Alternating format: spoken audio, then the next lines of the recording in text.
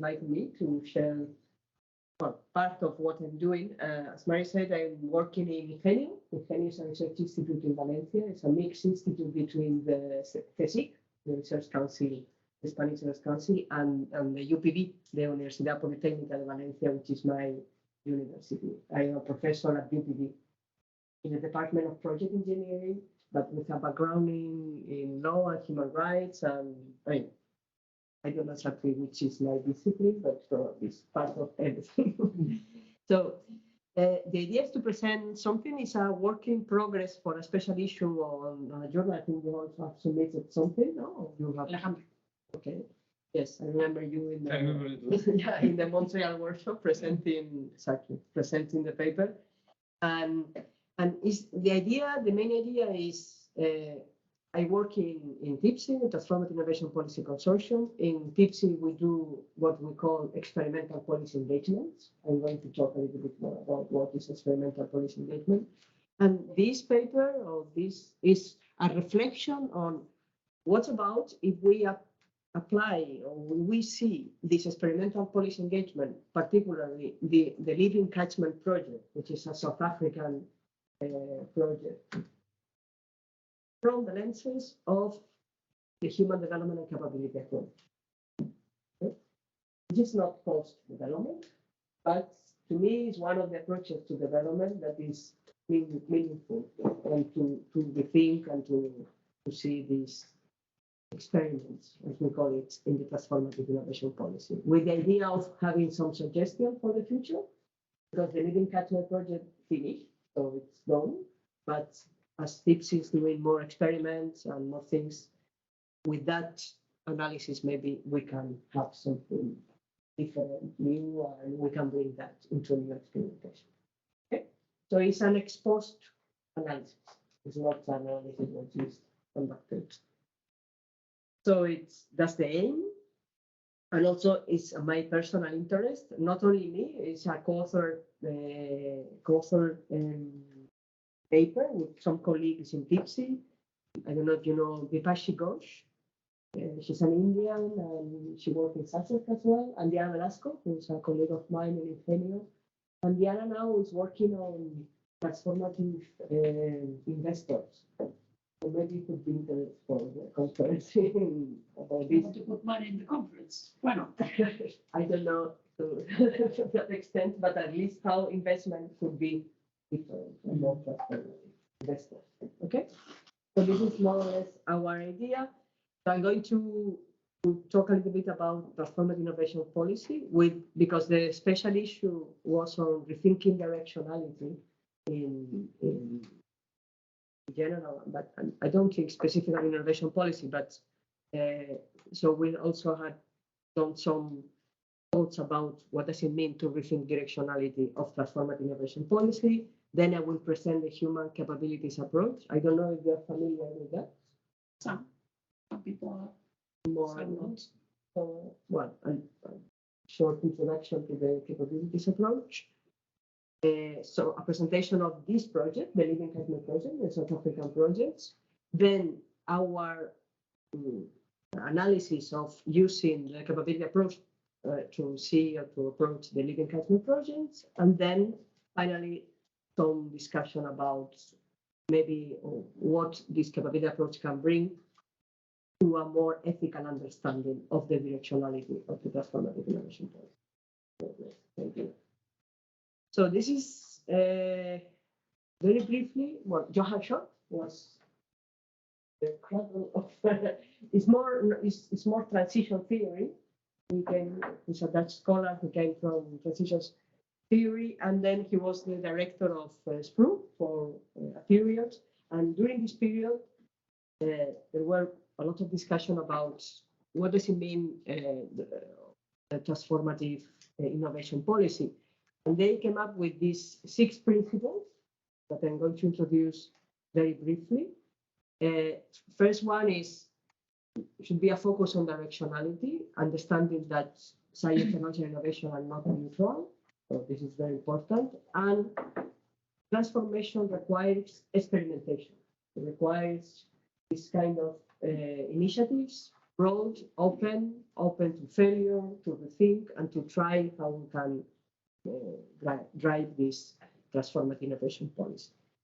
Then the societal goals, transformative innovation policy should focus on big goals such as sustainable development goals, so grand challenges.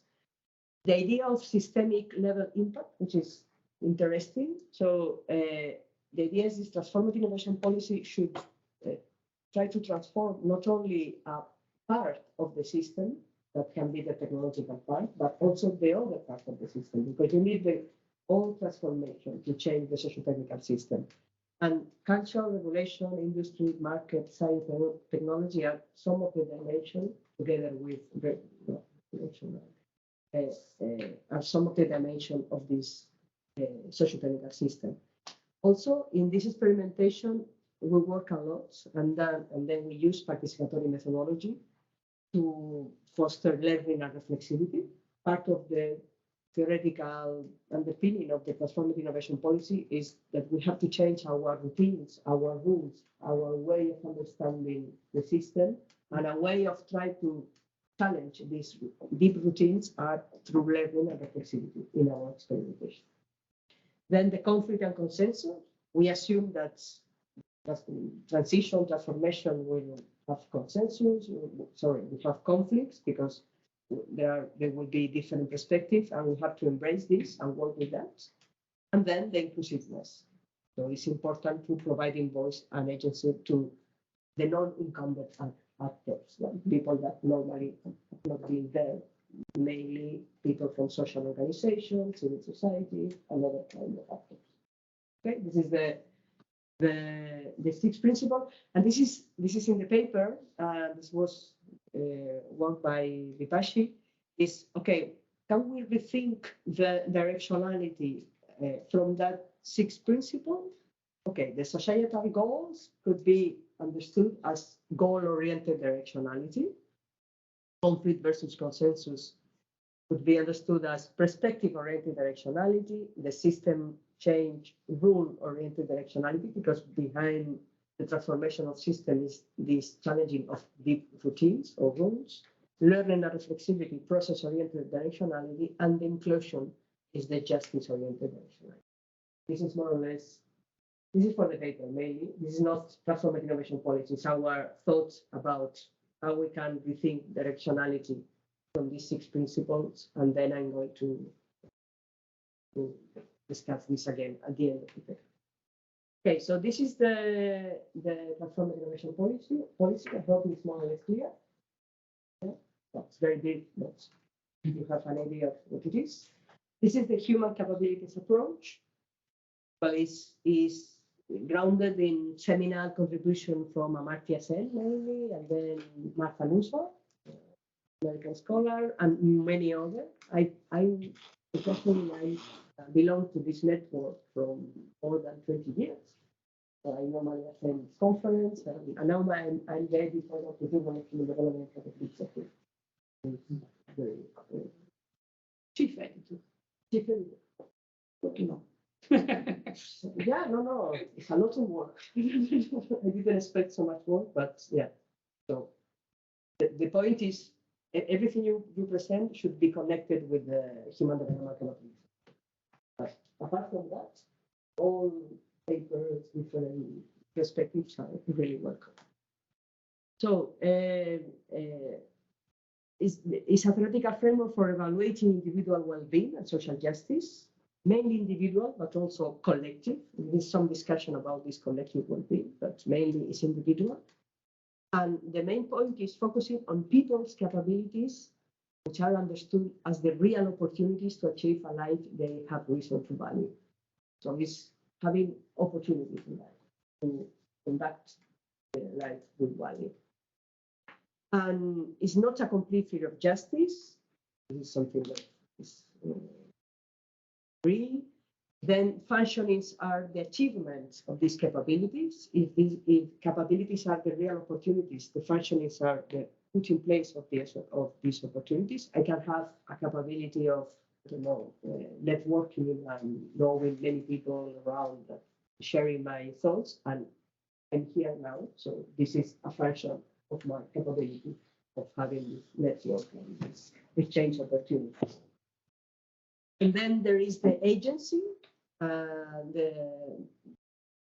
described as someone who acts and brings about change. I know that is very lofty definition from a sociological point of view, and this is one of the criticisms, but this is what Sen state about agent. Then there are this conversion factor, and this is interesting because I can have resources, but depending on different conversion factors, which can be personal, myself, my characteristics, my gender, my age, my status, my everything. Also social conversion factor, rules, norms, etc. Environmental conversion factor. So the transformation from resources into capabilities and functioning is mediated by this conversion factor. And also because, and this is recognized, the human development approach is something open, it's not a complete theory of justice. You can supplement, and we have supplemented in our paper, with other ideas that you think are relevant for your analysis. And then in this particular paper, we use the idea of democratic decision-making and public deliberation, power relation, and epistemic justice. Those are the three ideas that we wrote from other scholarship, and we integrate this in our analysis of the Living Catchment project. So this is the 7 elements of our analysis that I'm going to use now for the analysis of the Living Catchment project. Okay, very briefly, but this is the project. So, well, IPSI is a network of researchers, policymakers, funding agencies who explore how to approach, implement, and evaluate transformative innovation policy. Transformative innovation policy has developed a methodology which has been tested in different experimental policy engagement. This is what we did so far. IPSI now is in the second phase. Well, very briefly, IPSI started 5 years ago and had a first phase of working together. In this first phase, we work with these partners, with these research collaborators. Vinnova, the Swedish Agency of Innovation, in a program, a mission-oriented program in food. The Department of Science and Innovation of South Africa, which is the Living Catchment project on water. I'm going to explain a little bit more what is the water project. Then the Economic Affairs Department of Catalonia, and we are still working together in Catalonia. That is, and they are pointing on 3 different systems: health, bioeconomic, and education. Also, we work together with Climate Kick on mobility, nature-based solution, urban and rural landscape. In Colombia, with the Ministry of Science, Technology, and Innovation on a program of social appropriation of science. And then in TIPSI, there are hubs, a network, regional network, and there is a hub in Latin America, and also there is a hub in Africa at the moment, and we are building a new hub for the next phase of TIPSI in Europe, in transformative innovation policy. So with all these partners, we did this experimental policy engagement. In South Africa, the big challenge was the water stress, the water scarcity, in all South Africa. There is a lack of access to water supply. Well, the water runoff and distribution of water resources is highly variable and uneven spread. And there are several water challenges, including security of supply, degradation of ecological infrastructure, poor landscape governance, resource pollution, etc., etc. So this is the big challenge that the South Africa is facing. And the Living Catchment project, which is the project in which we work together and apply our methodology. This project was developed by a different organization in South Africa, the ministry, the South African National Biodiversity Institutes, the Water Research Commission, the Science and Technology Department of the Ministry of the Government in South Africa. And well, the project was developed in response to the Water Research Development and Innovation Roadmap, which is a national planning intervention aimed at addressing this water scarcity. It responds to the growing recognition of the role of ecological infrastructure, seeks to maximize water conservation and demand management, water reuse, desalination, mitigation, etc. And the main idea of the project, and this is our intervention, our experiment was connected to that, was to create communities of practice between local communities and a diverse set of experts to prioritize investment in strategic water resources, create a learning platform between the different catchments, and deepen the co-production of knowledge, design better water policies for the country. So it was not a project on our participation was not a participation in infrastructure, but was more a participation around this idea of creating communities of practice between local communities and diverse experts. This is more or less, very briefly, the experimental policy engagement.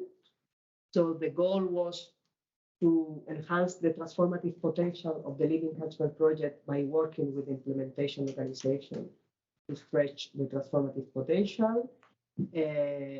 We did 16 weeks engagement where we applied the transformative innovation policy framework.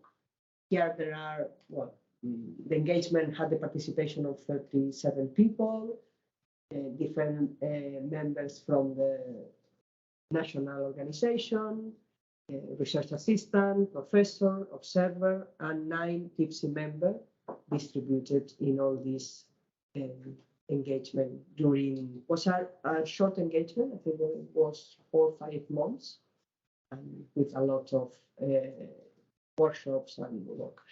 This is a theory of change.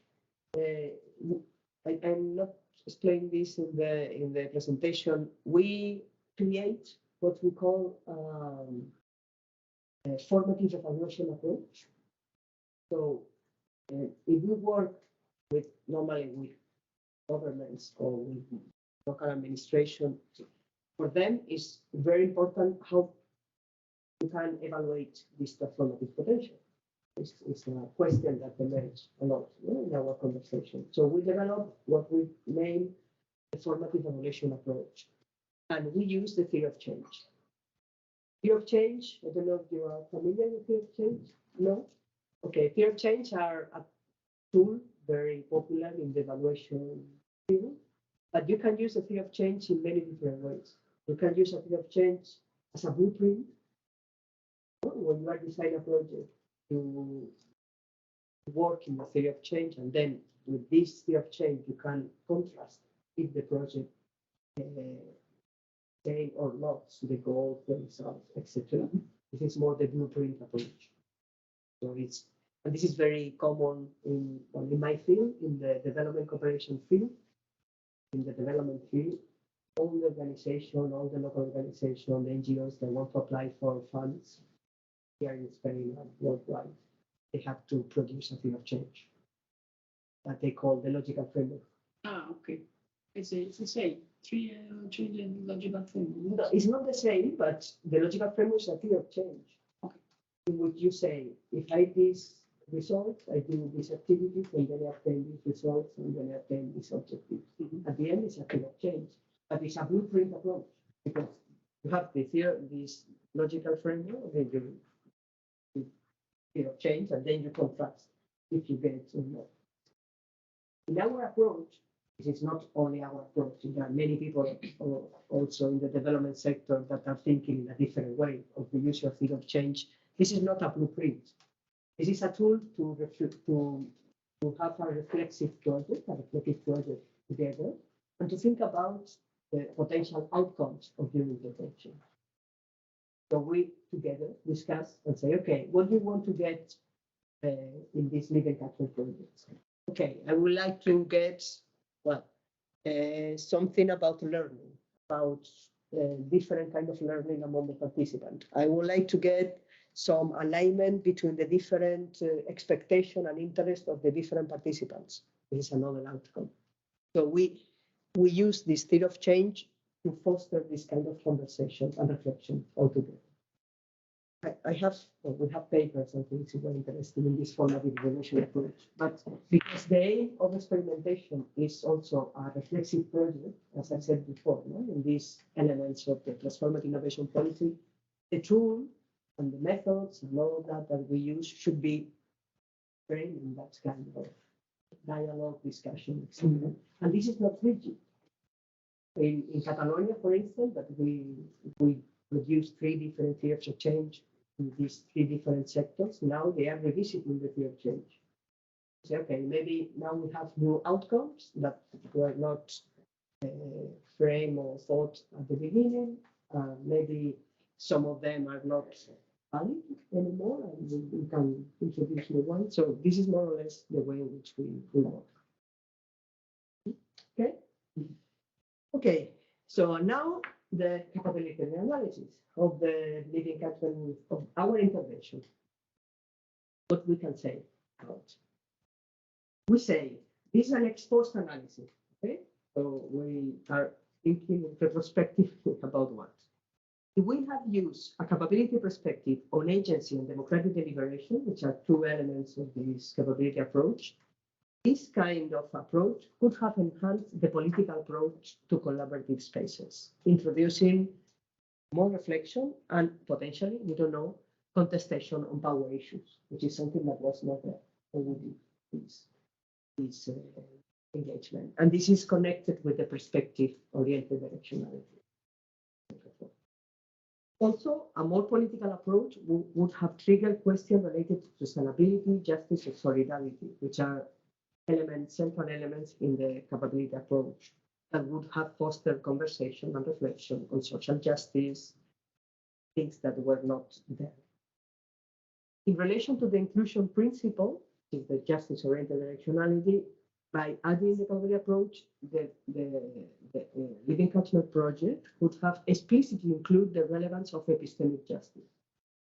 To me, this epistemic justice is a super relevant element of any of the engagement or any of the relations that I try to establish with communities, with local people when I work with them. So, and in this engagement, also because you work with local governments or your partners are different, normally the voices of the less privileged participants are not there. And this is something that is happening in the transformative innovation policy. So the assumption is you have some participant, and this participant represents the voices of the others, which is an assumption. And maybe in this case it was more or less fine, but in other cases it was not there. So I think this is a good question, no? That the capability approach and other approaches or critical approaches can bring to the transformative innovation policy. Also, collaborative co-creation session who could have benefit from the deliberately designed methods to expand the creative and effective capabilities of the participants. It's true that we have these methods. This formative evaluation methodology is a method to expand creative and reflective capabilities, but also we can be more, we can focus more on that expansion. Another idea is by placing a stronger emphasis on deepening the team's agency and providing tools to foster and train participants in addressing power imbalances and facilitating process of democratic deliberation, we think that we have done something like that. We can enhance process-oriented capabilities for social relation, social network, and participant epistemic capabilities. Another important element, I think one of the interesting elements is this idea of personal conversion factor. Although transformative innovation policy is focusing on inclusiveness, many times I saw this that critical elements to participate and to be part of this engagement, like gender, values, motivation, expectation, political affiliation, emotional factor, etc., are not taken into consideration in this engagement. And also the social conversion factor, no? The more historical perspective in South Africa or in other areas, which is super relevant, more information about the context, more information about, in this particular case, about the water provision, more consideration of gender relation, other social norms, etc. So all of that belongs to the area of social conversion factor, according to the capability approach. Ideas could be have been integrated in our experiment. So this is more or less what we have from this. From this, and what we found is we see that these elements of the capability approach enhance the transformative innovation policy from an ethical point of view. And if we introduce these capabilities elements, the capabilities, functioning, social conversion factor, agency, all these elements we have considered in our analysis, we have some expansion or some additions to our idea of directionality. This is how the paper finished. So we have this transformative innovation policy, we have this rethinking of directionality of the transformative innovation policy, and here we have what the capability can bring to this new understanding of directionality. About the first principle, which is the directionality principle in itself and non-neutrality of technological solution, I think we can guide or can give some guide to innovation pathways by emphasizing the importance of expanding people's capabilities and removing the unfreedoms, the blocking of the elements that block capabilities, as well as conditions under which innovation has to be appraised. So we can use this as an idea or as an element to examine the different pathways of the innovation. In relation with addressing societal goals, we can, using the capability approach, we can think that societal goals are not just about addressing climate change, but also creating favorable conditions towards transformative change. So you bring more than climate change in looking at these societal goals. This thinking about the systemic impact, you can think about the different elements of the socio-technical system, the regulation, culture, industry, market, blah, blah, blah. And also, by applying the capability approach, policymakers and practitioners can assess whether personal traits such as habits, routine, social arrangement, social norm, etc., are changed through the agency of participant in transformative innovation policy. Oops, sorry.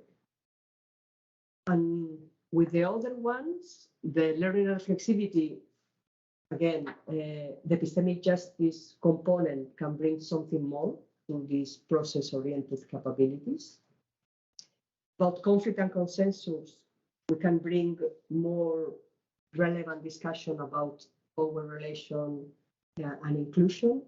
And finally, in the justice-oriented directionality, the 6 principles, again, we can bring more thoughts and be more sensitive or be more aware about the relevance of including most marginalized people, having different voices, recognize these voices and the people, etc.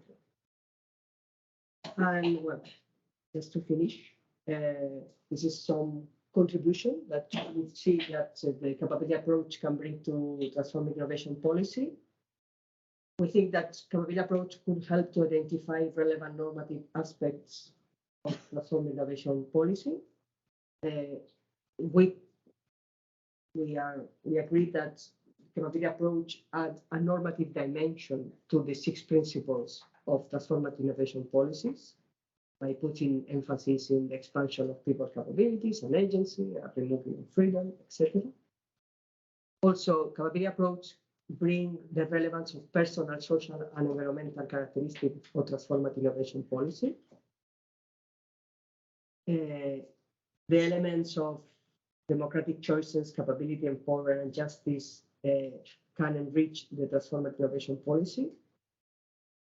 Also, this normative and ethical consideration can also serve as accountability, for the process of experimentation. And finally, what the transformative innovation policy can bring to the capability is a way of, it's a fear of change. It's a way of bringing about change, because the capability approach is more an evaluative framework that bring this dimension to the transformative fear of change. So this is more or less how we understand the connection.